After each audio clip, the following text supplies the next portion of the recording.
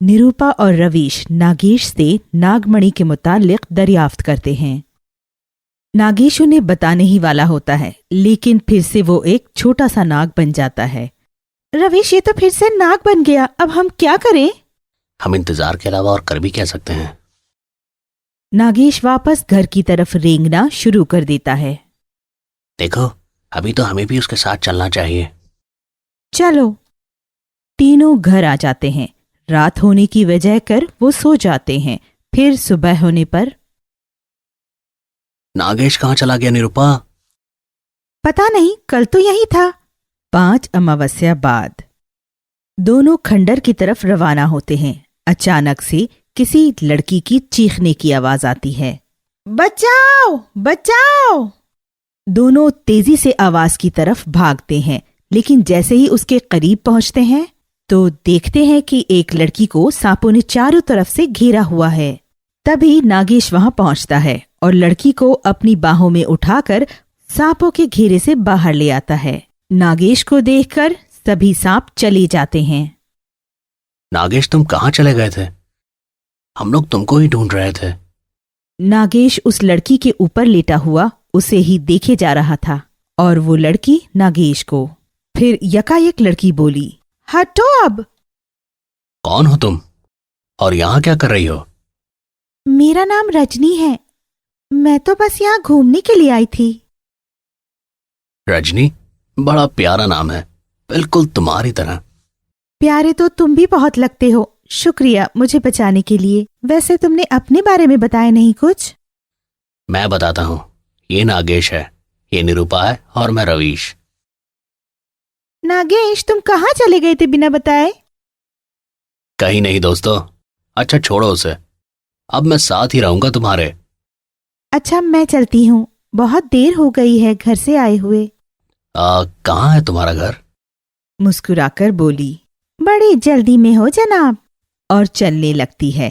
फिर अचानक पीछे पलटकर देखती है और बोलती है, वहीं थोड़ी दूर बरगद के पीछे। और चली जाती है। नागेश उसे जाते हुए देखता रहता है। नागेश गई वो अब। अगली सुबह नागेश उठकर उसी जगह पहुंच जाता है जहां वो कल रजनी से मिला था। कुछ देर बाद रजनी भी वहां आ जाती है और खामोशी से नागेश के पास बैठ जाती है। रजनी, नींद नहीं आई ना रात भर? रजनी फिर इकरार करते हुए सर हिलाती है। नागेश, क्या कर दिया है तुमने मुझे? रात भर तुम याद आते रहे, तुमसे मिलने की ख्वाहिश होती रही। अपना हाल तो सुना दिया, और जो तुमने किया है उसका क्या? ना सोने दिया ना खाने दिया। सच कहूं तो अब तुम्हारा हो जाने को दिल करता है, बस तुम्हारा। और धीरे धीरे अपने हाथ को रजनी के हाथ पर रख देता है। नागेश! और धीरे धीरे आंखें बंद कर लेती है। दोनों एक दूसरे में खोए हुए थे। तभी नागेश को किसी के वहां आने का एहसास होता है। रजनी, चलो यहां से, कुछ खतरा है। नागेश रजनी से कहता है, ऐसा करो तुम घर चली जाओ, कल मिलने आऊंगा मैं। नागेश रजनी को गले लगाकर उसे विदा करता है और वापस उसी जगह आकर मुआयना करता है। अच्छा, ये काल गुरु है, पर इसका यहां आने का मकसद क्या था? क्यों आया ये यहां पर? आज तेरी जगह पर किसी बड़े नाग की आने की बू आ रही है। इसका मतलब वो आज फिर यहां आया था। उसको मेरे काबू में आना ही होगा। मैं उससे अपनी ख्वाहिशें पूरी कर सकूंगा। हा हा हा हा हा।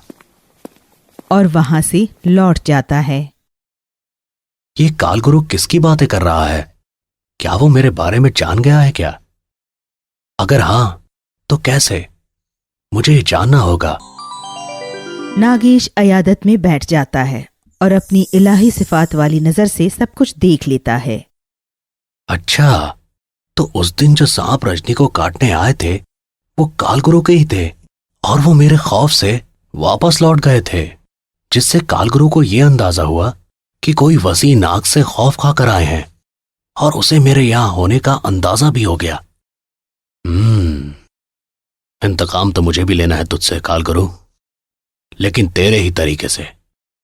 तुझे मेरी तलाश है और मुझे तेरी। अगली सुबह कालगुरु उसी जगह पहुंच जाता है जहां नागेश और रजनी मुलाकात करते थे। नागेश रवीश और निरूपा की वजह कर जल्दी नहीं पहुंच पाता क्योंकि उस दिन रवीश की सालगिरह थी और वो उसे भी मंदिर ले गए थे।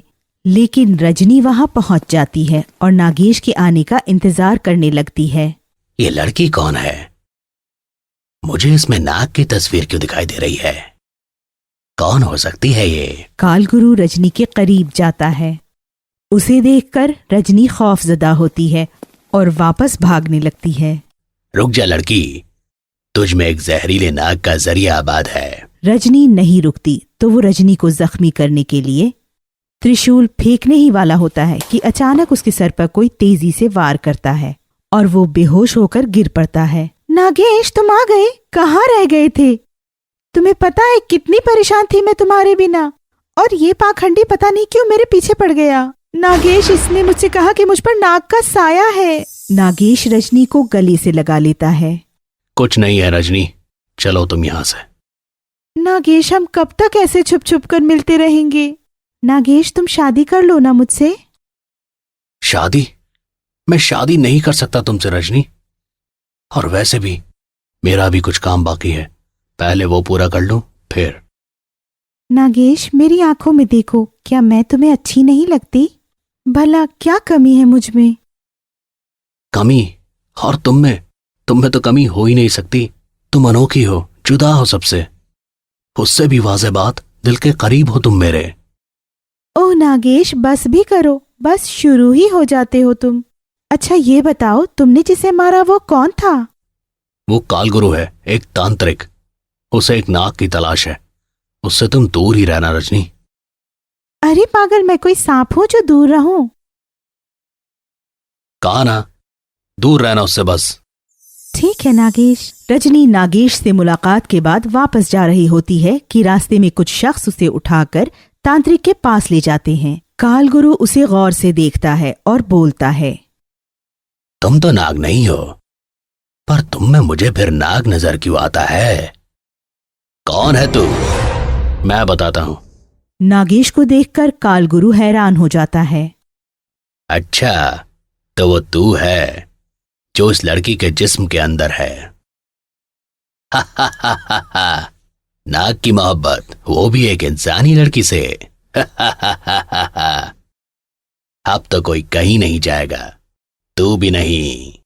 जैसे तेरी नागिन को कत्ल किया था वैसे ही तुझे भी कत्ल करूंगा। हा हा हा हा हा हा। कालगुरु, मत भूल कि तू आज भी गलत कर रहा है। इंतकाम तो मुझे भी तुझसे लेना है कालगुरु। नरगिश को तूने नहीं मारा, नरगिश ने तुझे ताकतवर बनाने के लिए अपनी जिंदगी कुर्बान कर दी। आज तू भी फौत होगा। तू जानता नहीं है मेरी ताकत को। कालगुरु कुछ कर पाता उससे पहले ही नागेश एक हौलनाक नाग की शक्ल में आ जाता है। नागेश अपनी नजरों से कालगुरु की तरफ आग फेंकता है। कालगुरु उसके इस वार से बच जाता है। फिर नागेश उस पर जहर की फूंकार मारता है। कालगुरु इस वार से बेहोश हो जाता है। नागेश रजनी को लेकर वहां से रवाना होता है। तुम नाग हो?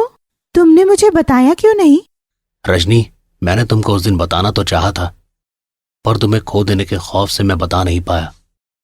नागेश, मोहब्बत तो मोहब्बत होती है और वो मुझे तुमसे है। अब तुम कुछ भी हो, बस मेरे हो और मैं तुम्हारी। नागेश, ये नरगिश कौन थी और कहाँ गई अब? रजनी, वक्त आने पर मैं तुम्हें सब कुछ बताऊंगा, पर तब तक तुम मुझसे कुछ नहीं पूछोगी इसके बारे में। नागेश, तुम इस तांत्रिक को चाहते तो मार सकते थे, लेकिन तुमने ऐसा नहीं किया, क्यों? रजनी, मैं इसे चाहकर भी कत्ल नहीं कर सकता। पर क्यों नागेश? क्योंकि इसके पास नागमणि है। लेकिन जिसके पास नागमणि होती है वो तो बहुत ताकतवर बन जाता है। हाँ, लेकिन नरगिश बेहद ताकतवर थी। ये उसकी नागमणि को तब तक इस्तेमाल में नहीं ला सकता कि जब तक ये किसी शक्ल बदलने वाले नाग को मणि तक नहीं ले जाता। अगर ये कामयाब हुआ तो वह नाग और नागमणि दोनों इसके गुलाम हो जाएंगे, और इसीलिए ये मुझे पकड़ना चाहता है। मैं तुम्हें कुछ नहीं होने दूंगी नागेश। लेकिन नागेश, अगर इससे वो नागमणि वापस ले ले तो? लेकिन इसे वापस लेगा कौन? इसने नागमणि को ऐसे मंत्रों से बांध दिया है, कोई भी सांप बिना इसकी रजामंदी के उस तक पहुंच भी जाएगा तो जलकर खाक हो जाएगा। उस तक या तो नरगिस ही जा सकती है या कोई इंसान। नागेश, क्या मैं जा सकती हूँ? कैसी बातें कर रही हो? मैं तुमको खोना नहीं चाहता। तुमको कुछ हो गया तो? नागेश, मैं तुम्हें पाना चाहती हूँ, इसके लिए चाहे मुझे कुछ भी करना पड़े। कुछ तो तब करेगी ना जब ये जिंदा बचेगा। हा हा हा हा हा हा। कालगुरु, तुम फिर आ गए? हा हा हा हा। क्यों, तुझे क्या लगा कि तू ही ताकतवर है? मैंने तो तुझे अदना सा नाग समझकर अपनी ताकत का तुझ पर इस्तेमाल ही नहीं किया। देखना चाहता है मेरी ताकत को तो देख। कालगुरु मंत्र फूंककर नागेश को नाग बनाकर अपने कब्जे में करके ले जाता है। रजनी उसे रोकती है तो वो रजनी को बेहवास करके चला जाता है। रजनी होश में आकर कहती है, मैं तुम्हारे पास आ रही हूँ नागेश। कहानी जारी रहेगी।